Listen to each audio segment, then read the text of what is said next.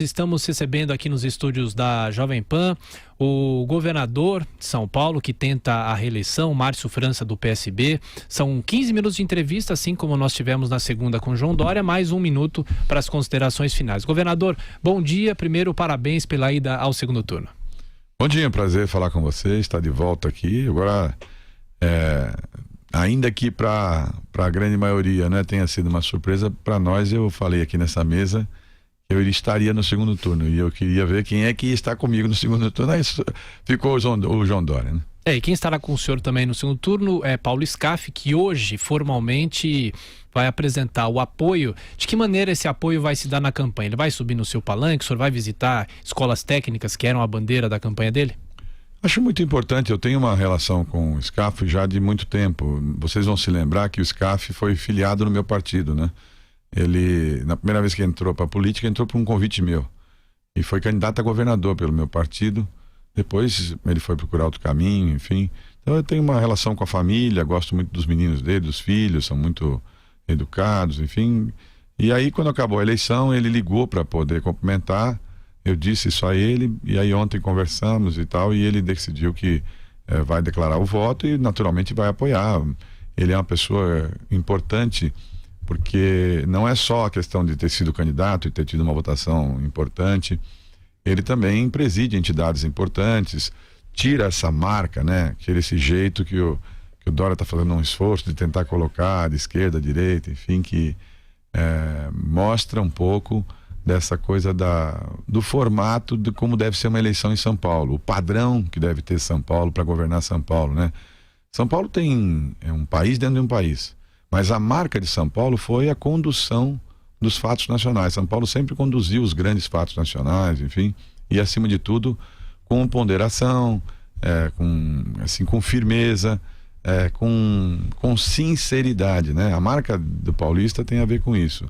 Isso é tudo o que não tem no João Dória, né? Então, por isso é que aconteceu esse fato, e acho que nós vamos ter uma eleição agora com muitos debates. Vai ser possível isso ficar mais claro. Porque como eram só comerciais pequenos, você ficava tudo muito truncado, 30 segundos, 1 minuto, 30 segundos, então. E ele nos últimos debates, depois que ele tomou aquelas 2 traulitadas lá, 3, ele então começou a fugir de mim, né? Ele no último debate, ele pegou aquele Rodrigo e ficou, Rodrigo.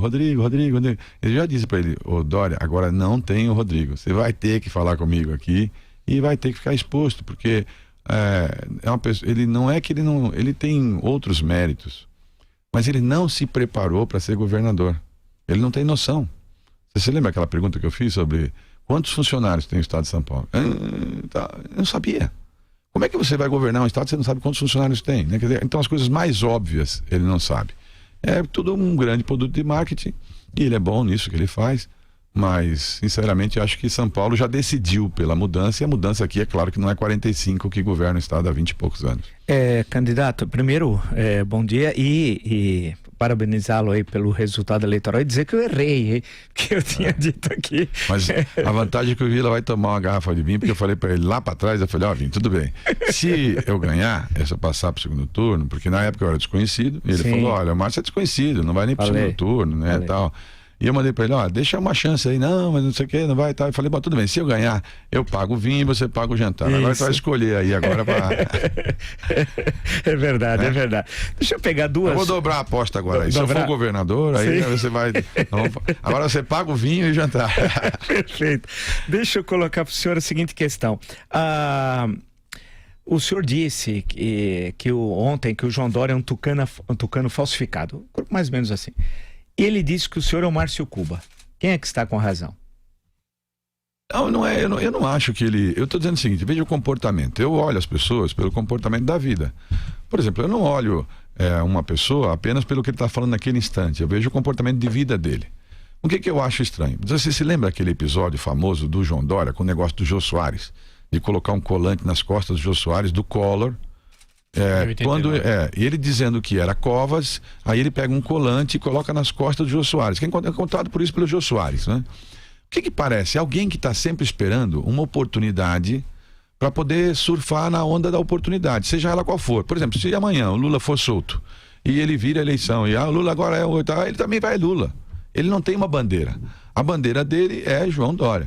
E tudo bem, e não há nenhum problema de ser assim quando você é particular, você é privado. No mundo privado não há problema.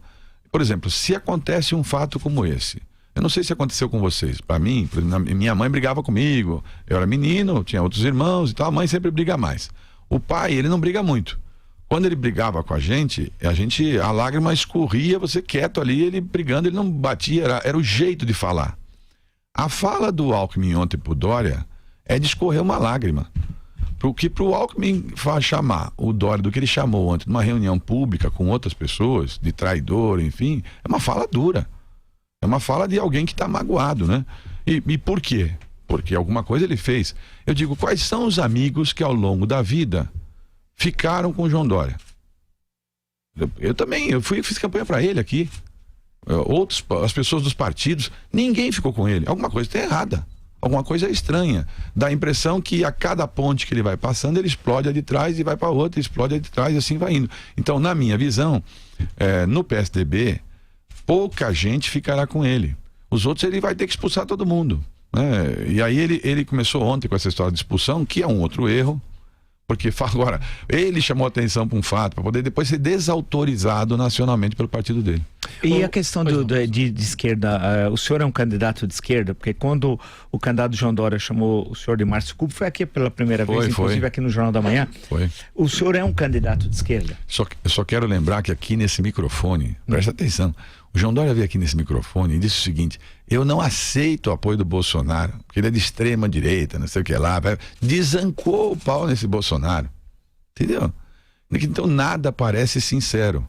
Quando a pessoa muda a cada instante de acordo com a onda, com a circunstância, fica parecendo o seguinte: hoje ele é Bolsonaro, amanhã ele é Lula, depois da manhã. Outro dia eu vi um depósito na conta do PT de apoio financeiro feito pelo João Dória. Mandaram para mim lá.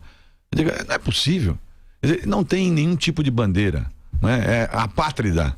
Joga em qualquer time, veste a do Brasil, a da Argentina e tal, é conforme estiver ganhando. No meu caso é o seguinte: eu estou no meu partido, é meu único partido da vida inteira. Toda a minha vida eu só tive um único partido. Veja a marca da diferença, né? Eu só tive um partido. Quando eu comecei, nós éramos pouquíssimos vereadores dentro do estado de São Paulo. O partido tinha um viés nordestino, por conta da chegada do Dr. Arraes, né? E eu, aqui em São Paulo, claro que a gente é influenciado pelo nosso meio, as minhas posições não foram as iguais às nacionais. Então, a vida inteira nós abrimos divergências. Por exemplo, o Lula foi candidato 2 vezes a presidente. Nas 2 vezes, meu partido não apoiou. Nas 2 vezes foi a divergência feita por São Paulo. Numa vez eu fui ao enfrentamento no voto contra o Eduardo Campos. O Lula era candidato à reeleição. Ele era um sucesso absoluto. Naquele tempo, Dória era Lula. Porque onde tá a vitória, onde está o cheiro, ele vai. E aí, naquele tempo, eu votei contra e nós não apoiamos o Lula. Quer dizer, porque eu sofro a influência aqui de São Paulo. As pessoas daqui têm essa história com o PT. Eu vou repetir, o PT e o PSDB produziram essa guerra fratricida, que o Dr. Arraes dizia que era uma guerra insana. Pegaram 2 partidos que eram os principais do Brasil e produziram fatores que levaram a prejuízos. Por exemplo, ontem eu fui assinar em Guarulhos o acordo lá, a sanção da lei que permitiu que 1.100.000 pessoas de Guarulhos, do bairro de Pimentas, do centro, enfim, de vários lugares, pudessem ter água todos os dias, todas as horas. Você sabe que lá em Guarulhos tem pedaço que é com rodízio. Aí fiquei pensando, por que em 20 e tantos anos não se conseguiu fazer isso? Eu fiz em 20 dias, em 30 dias.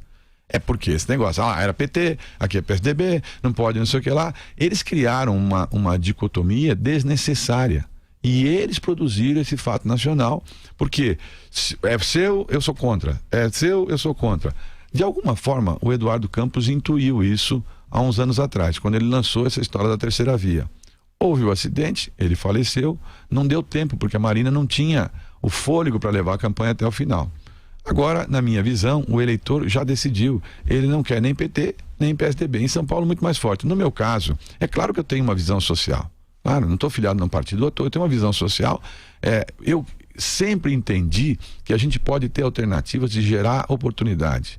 Foi assim a minha vida inteira, porque eu sou fruto dessas oportunidades.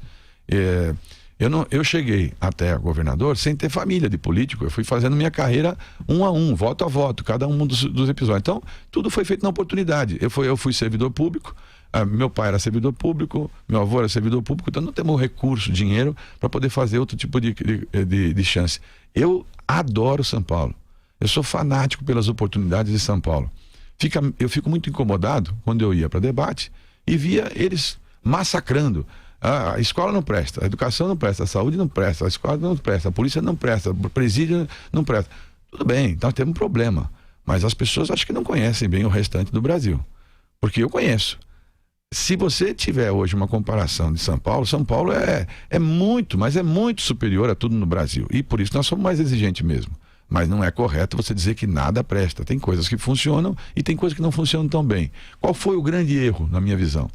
Foi tentar fazer ampliações de todos os serviços sem fazer com que os que já existem funcionem perfeitamente. Eu faria isso. As coisas que já existem têm que funcionar perfeitamente, ao invés de ficar tentando ampliá-las, né? E depois não conseguir fazer as coisas todas. Governador, o seu partido, o PSB, no plano nacional, vai apoiar Fernando Haddad. O senhor se posiciona a favor? O senhor já disse que não quer um, não quer nem outro, não é a favor de um nem de outro, mas o senhor vai se posicionar de alguma maneira em relação a isso? Eu já disse que eu quando assumi um compromisso, eu não volto atrás. Eu disse que ia apoiar o Alckmin. A todo instante o pessoal fala, mas o Alckmin está caindo. Eu não voto nas pessoas porque eles vão ganhar ou vão perder. Eu voto porque eu acredito. Eu dei minha palavra há uns meses atrás, quando eu convidei a Coronel Nicolucci, que é a minha vice, que é uma mulher honrada, enfim. Ela me falou assim, doutor Márcio, eu não lhe conheço, deixa eu lhe explicar. Eu sou uma coronel, eu venho da Polícia Militar, meu pai foi assassinado em serviço.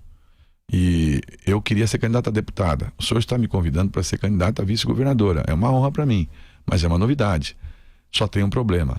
Eu não tenho nenhuma condição de ir se o senhor for com o PT. Eu falei, não, eu não vou com o PT. Ela falou, não, mas presta atenção. O senhor não vai agora e não vai no segundo turno? Eu disse, você tem minha palavra, eu não vou agora e não vou no segundo turno. Então eu não irei apoiar o PT agora, antes, e não apoio no segundo turno. Quer dizer, não irei apoiar porque eu dei minha palavra a ela e eu vou cumprir minha palavra. Agora, é evidente que a única posição que me sobrou foi ser neutro, porque a outra posição que nós temos hoje, o Estado é dividido em duas partes. Hoje a maioria é Bolsonaro, né? Aparentemente é uma maioria de Bolsonaro. Eu sei, por exemplo, policial militar em São Paulo, 99% me apoia. Pergunte nas ruas para qualquer policial militar em quem que ele vota. Né? Hoje, agora há pouco, o Coronel Olímpio, o Major Olímpio, até já aumentei a patente dele. O Major Olímpio declarou que vota em mim. Mas por que eles votam no senhor? Eu acho que é por conta de eles não aceitam essa falsidade do Dória, essa coisa dele tirar proveito. E é claro que ele é 45. Quer dizer, a pessoa imagina o seguinte: ele vai vir com todo mundo de volta do PSDB para governar o estado, porque ele não tem uma equipe. A equipe dele é a equipe do 45. Ele foi para a prefeitura com a equipe do 45. Esse pessoal disse para ele: olha, Dória, você é um craque, você é um gênio, você é o Neymar, não sei o quê. Você tem que ser candidato a presidente da República, você é muito bom e tal. E aí levaram ele no bico. Quando você olha assim São Paulo de cima, você fala, não é possível que a pessoa renuncia. Não é possível. O Mário Covas disse uma vez que a maior honra da vida dele tinha sido ser prefeito de São Paulo. Se ele tivesse cumprido o mandato inteiro, ele teria sido talvez um grande sucesso, se ele tivesse tido tempo. Mas tudo que ele fez, ele teve que fazer depressa e tudo simplificado, sem consistência. Ele foi um mau prefeito? Um mau prefeito? Foi um mau prefeito, claro. Porque, veja, se eu contrato um prefeito para ficar 4 anos, ele fica 1 ano, tudo que ele fez acabou sendo, assim, pó. Como é que chama lá? A história da Cracolândia, que não sei o quê. Depois é o vidro da USP. Não teve uma ação. Bom, vamos aos números, porque eu gosto de número. Eleição domingo. O João Dória foi prefeito há 1 ano atrás. Ele teve 20 e poucos por cento. Eu também tive 20 e poucos por cento em São Paulo. Quer dizer, veja bem, ele teve 20 e poucos por cento dos votos válidos. Significa que, na verdade, deve ter votado nele uns 10% dos eleitores de São Paulo. 10%. Na minha cidade, em São Vicente, eu tive 68%. Faz 20 anos que eu fui prefeito, eu tive, agora domingo, 60 e poucos por cento dos seus votos. Então, quem conhece não vota no João Dória. Agora, evidente, ele é um excelente profissional na área dele, de comunicação, ele fez o negócio do Acelera, a gente vai no interior, o negócio acelera, não sei o que. Ele tem essas coisas que ele é bom no que ele faz, mas tem que ser privado. Como disse o Alckmin, mistura o público, o privado. Quer dizer, o Alckmin usou uma expressão ontem, assim, que ele subentendeu o seguinte: não deve vincular uma coisa com a outra, o público e o privado, que é o que o João faz, essa confusão entre... Lembra com a história das doações de remédio, não sei o que e tal? É tudo uma grande fumaça, porque na prática as pessoas dependem do serviço público. Né? Se a pessoa não funciona... Ontem eu fui lá em Osasco, no hospital, uma senhora me chamou de lado e falou: Márcio, tem um hospital municipal aqui de câncer em São Paulo, que está com uma ala inteirinha fechada, está sem remédio de químio, as pessoas estão morrendo. Quer dizer, a vida das pessoas depende da prefeitura funcionar cotidianamente, né? Quando ele parou o leite, quando ele fez os gestos, cada decisão dele afeta as pessoas. Governador, a última pergunta do professor Vila e depois 1 minuto para as considerações. Professor. O senhor fez várias críticas aos 24 anos do PSDB em São Paulo, mas o senhor nos últimos 4 anos fez parte dessa gestão. Sim. Como é possível que o senhor não tenha uma autocrítica da ação do senhor como vice-governador, sabendo das limitações, evidentemente, de vice-governador, que afinal o senhor também estaria criticando a própria gestão de Geraldo Alckmin? Eu não tenho problema de fazer autocrítica. Ontem eu fui num evento aí também, eu acho que a moça me falou: o senhor deu seu telefone para uma moça aí, lá do Dante Pazanese, e depois o senhor não resolveu o problema dela e tal, porque ela ligou para o senhor e não atendeu. Eu falei: desculpa, me dá o telefone de novo. Eu liguei para ela e resolvi. Porque às vezes você faz uma coisa, não tem... Eu não acho que o PSDB errou em tudo. Ele fez muitas coisas acertadas, equilibrou contas, enfim. Mas evidentemente que as pessoas cansaram. As pessoas disseram: olha, agora tudo bem, já teve sua parte, teve sua chance, vamos dar uma chance para uma coisa diferente. Vamos dar uma chance para uma coisa nova. E de alguma forma, por incrível, eu acabei ficando novo, porque as pessoas não me conheciam. Ainda hoje eu desço aqui embaixo, se eu andar aqui na rua, muita gente não sabe exatamente quem eu sou. Votou em mim, que votou contra essa história de estar tantos anos, que é uma coisa diferente, quer experimentar uma coisa diferente. E acho que o Brasil precisa da estabilidade de São Paulo. Precisa. Porque o Brasil vai necessitar disso daqui para frente. Porque nós não temos hoje opções. As opções hoje dos dois lados, qualquer das opções, serão opções duras. É evidente que há uma tendência muito forte de ganhar Bolsonaro pela circunstância, mas ainda temos a campanha pela frente. E a campanha é sempre perigosa para todos os lados, né? Governador Márcio França, já agradecendo a visita do senhor aos estúdios da Jovem Pan, governador candidato à reeleição, 1 minuto para as considerações finais. Obrigado. Bem, quero agradecer a vocês.